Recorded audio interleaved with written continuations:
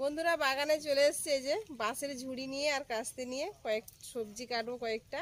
আর উপরে দেখো মেঘ পড়েছে, বর্ষাকাল, ঝমঝম করে মানে 2-1 ফোঁটা বৃষ্টি পড়ছে। তো আমরা এখন ঝিঙে আর ঢেঁড়স তুলতে এসেছি। তো তোমরা ভিডিওটা দেখতে থাকো, আশা করি খুব খুব ভালো লাগবে। ঠিক করে দেখুন, সময় দিয়ে দেখুন। এগুলো নরম, কত বড় বড় ঝিঙে। না তুমি ঝুড়িটা হাতে ধরো, আমি ঝিঙেগুলো কেটে কেটে দেখাইছে বড় ঝিঙের চারা। এগুলো সব বড় বড়, 600 করে হয়, 600-700 করে। এবার তো ছোটো হয়ে গেছে, আস্তে সুস্থ ছিল, ডাল দিয়ে ভেঙে যায়। ঝিঙে পোস্ত।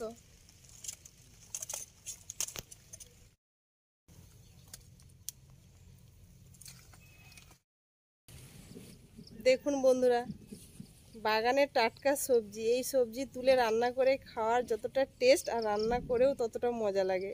আর সব থেকে বড় কথা, বাগান থেকে এরকম টাটকা সবজি তুলতেই বেশি ভালো লাগে।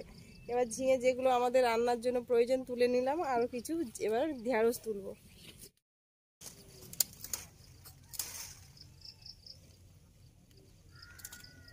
এবার ঝিঙে তুলতে ঝিঙে বলছি, এবার ঢেঁড়স তুলতে এলাম। সব কচি কচি বাগানের একদম।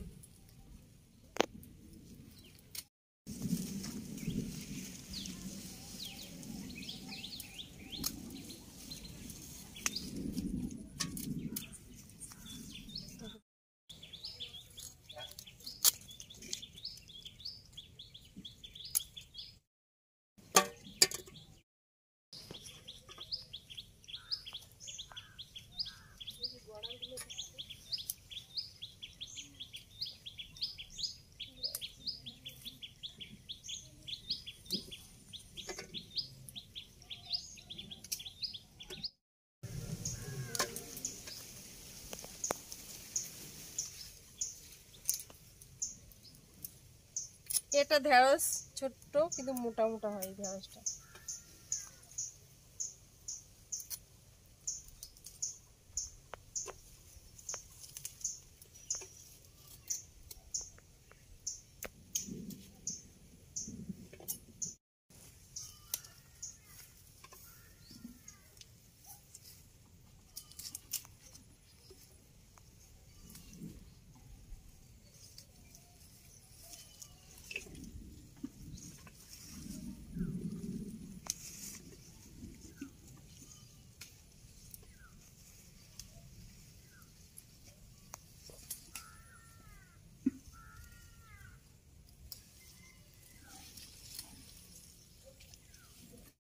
তো দেখো বন্ধুরা, যেগুলো প্রয়োজন আমাদের বাগান থেকে সেগুলো সব তুলে নিলাম। একদম কচি কচি ঝিঙের একটা সুন্দর জল বড়া রেসিপি তোমাদের সঙ্গে শেয়ার করব। আর এখানে দেখো একদম নরম কচি একদম মানে কি বলবো ঢেঁড়স। এই ঢেঁড়সটা খেতে যা স্বাদ না। তো তোমাদের কেমন লাগলো অবশ্যই কমেন্টসে জানাবে। একদম বাগানের মানে টাটকা সবজি। তো ভিডিওটা এখানে শেষ করছি। সবাই ভালো থেকো, সুস্থ থেকো, বাই। এইগুলো আমাদের একদম সার ওষুধ ছাড়া, শুধু মাটির মধ্যে গাছ হয়েছে।